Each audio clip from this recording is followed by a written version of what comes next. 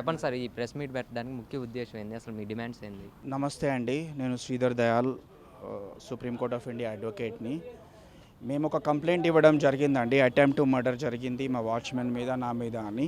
రీసెంట్గా 29 మే 2026లో రోజు మన పిఎస్ మెహదీపట్నంకి ఎస్హెచ్ఓ మల్లేష్ సార్ అని ఉంటారు, వారికి ఇంకా డీసీపీ గారికి మేము కంప్లైంట్ ఇచ్చాము. సిపి గారికి కూడా పంపించడం జరిగింది. వాళ్ళు ఏం యాక్షన్ తీసుకోలేదు. మళ్ళీ మాకు తర్వాత ఒక 4-5 డేస్ తర్వాత తెలిసింది ఏంటంటే మా మీదనే వాళ్ళు అదే టైంలో ఒక ఫాల్స్ కేసు బుక్ చేశారని తెలిసింది. ఎవరి మీద అయితే అటెంప్ట్ మర్డర్ జరిగిందో అతనే ఒక ట్రెస్ పాసర్ అని, నేను ట్రెస్ పాసర్ అని కేసు బుక్ చేశారు. నేను ఓనర్ నండి బిల్డింగ్కి, కొంచెమన్నా కామన్ సెన్స్ ఉండాలి. ఇలాంటి చెత్త చెదారం కేసులు బుక్ చేసే ముందు మీరు సీసీటీవీ ఫుటేజ్ మీరు వెరిఫై చేసుకోవాలి. అవతల ఉన్న పర్సన్ ఒక ట్రెస్ పాసర్, అతనికి ఒక డాక్యుమెంట్ లేదు, అతను మా టెనెంట్ కాదు, ఒక కాగితం ముక్క లేదు వారికి మాకు. మేము ఎలా ట్రెస్ పాసర్స్ అవుతామండి మా ఫ్లాట్లో మేము? First point. సెకండ్ పాయింట్ ఏంటంటే ఈ వాచ్మెన్ అన్న ఆయన అంత ఎమ్మెల్సీ జరిగింది, ఆయనకు అన్ని ఇంజురీస్ జరిగినా కూడా ఆయన మీద ఏం యాక్షన్ అనేది తీసుకోలేదు. ఇది చాలా దారుణము, ఇది చాలా అన్యాయము. ఎందుకంటే ఒక పువర్ పర్సన్కి వాల్యూ అనేది ఉంటుంది లైఫ్కి. అట్లీస్ట్ ఒక కానిస్టేబుల్ ఎవరైనా వచ్చాయని చెక్ చేశారు ఎట్లా మీ వాచ్మెన్ని? సార్ మమ్మల్ని ఫస్ట్ ఒక ఎస్ఐ కానిస్టేబుల్ వచ్చి పోలీస్ స్టేషన్కి పట్టుకెళ్లారు. ఆ తర్వాత ఎమ్మెల్సీ జరిపించడం జరిగింది. అంతా కరెక్ట్గానే ఉంది. కానీ మా మీద కేసు బుక్ చేయడం అనేది, వాళ్ళ మీద బుక్ చేయకపోవడం అనేది చాలా అన్యాయం. నార్మల్గా అయితే న్యూట్రల్గా ఉన్న పోలీస్ ఆఫీసర్స్ ఎవరైనా కూడా ఫస్ట్ వాళ్ళ మీద కేసు కంపల్సరీ బుక్ చేయాలి. గ్రావిటీ వాళ్ళ దాంట్లో ఎక్కువ ఉంది కాబట్టి. మా దాంట్లో అసలు కేసు మేడౌటే కాదు. అలాంటప్పుడు మా దాంట్లో చేయాల్సిన క్వశ్చనే లేదు, ఫాల్స్ కేసు. అలాంటిది మీరు ఎమ్మెల్యేలకి ఎంపీలకి భయపడి, ఓవైసీ అన్న ఎంపీకి భయపడి, మాజిద్ హుసేన్ అన్న ఎమ్మెల్యేకి భయపడి, మీ ప్యాంటు తడిచిపోతూ ఇంత పెద్ద హయ్యర్ ఆఫీషియల్ అయ్యుండి కూడా మీరు ఇట్లా కేసు బుక్ చేశారు, ఒక ఫాల్స్ కేసు అంటే సిగ్గుచేటు. ఆ తర్వాత మీరు ఇంత abuse of process of law చేస్తున్నారు అంటే మీరు హయ్యర్ ఆఫీషియల్స్ ఏం చేస్తున్నారండి?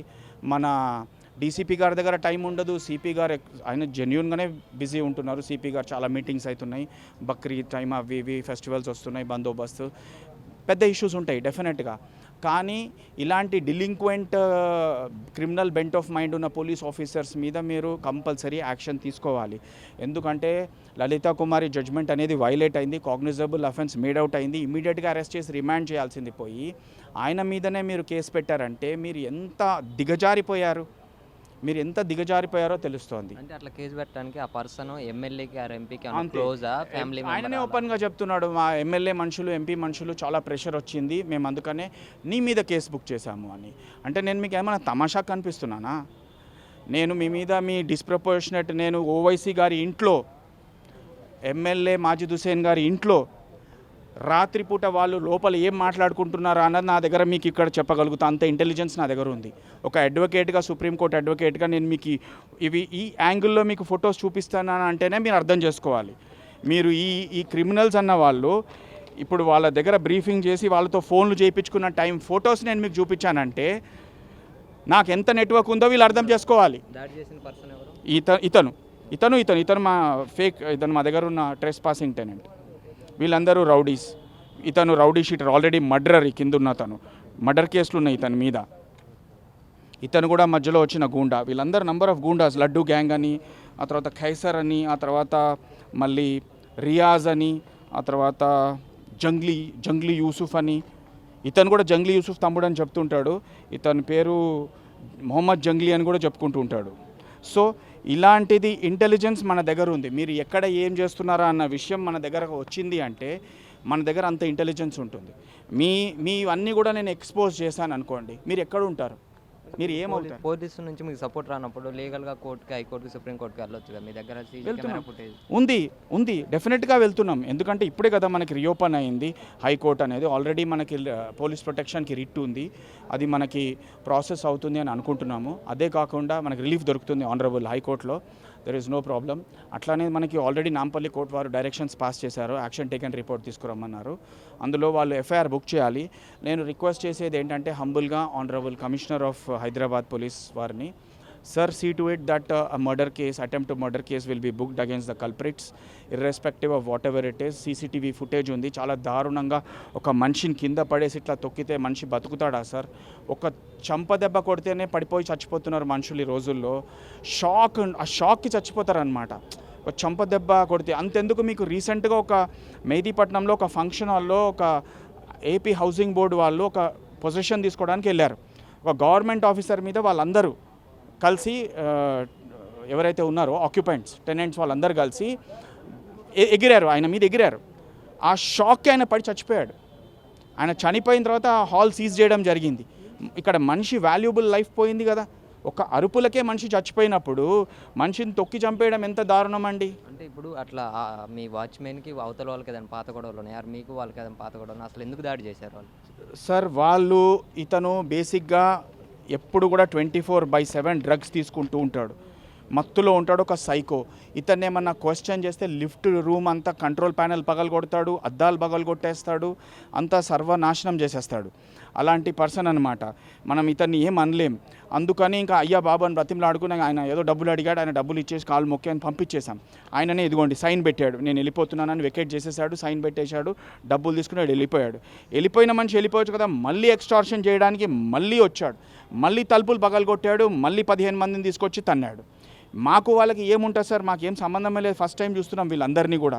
ఈ హబీబ్ అన్న అతని మీద నంబర్ ఆఫ్ కేసెస్ ఉన్నాయి. ఇతని మీద ఇమీడియట్గా రౌడీ షీట్ ఓపెన్ చేసి పీడీ యాక్ట్ ఓపెన్ చేయమని మేము డిమాండ్ చేస్తున్నాం. ఇలాంటి క్రిమినల్ ఎలిమెంట్స్ని ఎందుకు ఉంచుతున్నారు మీరు సొసైటీలో? ఎందుకు భయపడుతున్నారు? అవసరమా మీకు ఈ పోలీసుల ప్యాంట్లు తడిచిపోవాలా? ఈ పోలీస్ ఆఫీసర్స్ మీరేం మామూలు కానిస్టేబుల్స్ అంటే సరే ఏమని అనుకోవచ్చు, మీరు ఎస్హెచ్ఓ గారు, ఎస్ఐ గారు, మీ దగ్గర ఒక రివాల్వర్ ఉంటుంది అంతే కదా, వీళ్ళ దగ్గర ఏమైనా ఉంటుందా? ఉండదు కదా. అలాంటిది రౌడీలకు ఎట్లా భయపడతారు సార్ మీరు? నాకు అర్థం కాదు. వాళ్ళతోటి మీకు నెక్సెస్ ఏముంది? మీ ఫోరెన్సిక్ ఆడిట్ చేసి ఇమ్మీడియట్గా సిపి గారు, డీజీపీ గారు వీళ్ళని ఇమ్మీడియట్గా సస్పెన్షన్లో పెట్టాలి, వీళ్ళని డిస్మిస్ చేయాలి. ఇలాంటి వాళ్ళు మీకు అవసరం లేదు. ఎంతోమంది యంగ్స్టర్స్ ఉన్నారండి, మీకు జాబ్స్ లేకుండా చచ్చిపోతున్నారు. ఆనెస్టీ కోసం చూసుకోండి. ఆనెస్టీ ఉన్న మనుషులు, ఇంటిగ్రిటీ ఉన్న మనుషులు చాలామంది యంగ్స్టర్స్ ఉన్నారు. మీకు వచ్చే జీతానికి మీకు వాల్యూ లేదు. మీకు కష్టపడి వచ్చే 1,00,000-2 లక్షలకి మీకు వాల్యూ లేదు. మీకు కోట్లు కావాలి, డిస్ప్రపోర్షనేట్ అసెట్స్ కావాలి. 100 కోట్లు సంపాదించింది మీకు టార్గెటే మీరు ఫుల్ఫిల్ కావట్లేదు అన్నట్టుగా ఉన్నారు. ఇది చాలా దారుణం, ఇది చాలా అన్యాయం అండి. ఒక అడ్వకేట్ అయ్యండి మీ మీద దాడి జరిగితేనే అడ్వకేట్కే గతి లేదండి. సజ్జనార్ సార్ పక్కన పెట్టండి. సజ్జనార్ సార్ ఇండియాలో నంబర్ 1 ఎన్కౌంటర్ కాప్, ఒప్పుకుంటారా? నంబర్ 1 కాప్ ఎవరు అంటే మన సజ్జనార్ సార్. We are proud. అలాంటిది రేపు పొద్దున ఆయన రిటైర్ అవుతారు. ఆయన రోడ్డు మీద తిరుగుతాడా? నెక్లెస్ రోడ్లో తిరగలుగుతారా ఇట్లాంటి వాళ్ళు ఉన్నంతసేపు? మళ్ళీ ఇదే రౌడీలు, గూండాలు నన్ను ఇట్లా ఇరికిచ్చావా, ఆయనను షూట్ చేసిపోరా? మరి ఎలా? మరి మీరు ఇప్పుడు వాళ్ళని భయంలో పెట్టకపోతే, ఇప్పుడు వాళ్ళ మీద యాక్షన్ తీసుకోకపోతే రేపు మీకే ప్రమాదం. నాకు సంగతి పక్కన పెట్టండి, మీకు కూడా అదే ప్రమాదం అవుతుంది. మరి అంత పెద్ద కమిషనర్లకి, డీజీపీలకి, సీఎంలకే రక్షణ లేనప్పుడు అడ్వకేట్ ఎంత సార్? మేము మొయిజుద్దీన్ సార్ పాపం కార్ డోర్ తీసి స్విమ్మింగ్కి వెళ్దామనుకుంటే దన్నమని కొట్టి చంపేశారు ఆయనని. ఇప్పుడు నా ఫ్రెండ్ నాతో అన్నాడు, నెక్స్ట్ నువ్వే టార్గెట్ అయ్యాడు. ఎందుకంటే నా పక్క సందులో మొయిజుద్దీన్ సాబ్ చనిపోయారు, నెక్స్ట్ నువ్వే అన్నాడు. ఎందుకంటే డెత్ అనేది నా నెక్స్ట్ లేన్ వరకు వచ్చింది. అన్న నెక్స్ట్ డే నా ఇంటికి వచ్చింది. మీ ఫ్రెండ్ అన్నారు లేదా వేరే వాళ్ళు ఎవరైనా మీకు వార్నింగ్ ఇచ్చారా? నా ఫ్రెండ్ జోక్గా అన్నాడు, నా దగ్గరికి వస్తుంది డెత్ అన్నాడు, వచ్చింది కూడా. కానీ నేను బతికిపోయినా. కానీ everyday is not Sunday. Maybe నేను రేపు ఉండకపోవచ్చు, వాళ్ళు చంపకపోవచ్చు. I should not. నేను భయపడేవాడిని అయితే నాకు బ్లాక్అవుట్ ఎందుకు సార్? మీరు జర్నలిస్ట్ ఎందుకు? మీకు ఈ హ్యాండ్లో ఈ మైక్ ఎందుకు? మీరు జర్నలిస్ట్ ఎందుకు? అలాంటే మిమ్మల్ని 24/7 ఎవడో ఇప్పుడు రాత్రి వచ్చి మిమ్మల్ని కొట్టేసి వెళ్ళిపోతారు, యాక్సిడెంట్ లాగా కొట్టేస్తారు, నన్ను అట్లానే కొట్టేస్తారు. మనం భయపడితే మనం బతకలేం సార్ సమాజంలో. We have to face. మనం ఏదైతే తప్పు దౌర్జన్యం ఉందో మనం వేలెత్తి చూపాలి. మీకు నాకు మన ఇద్దరికి బాధ్యత ఉంది. I'm part of judiciary, you are part of media. వీళ్ళు ఈ ఎగ్జిక్యూటివ్, లెజిస్లేచర్ చేసే అరాచకాలని మనమే వేలెత్తి చూపాలి.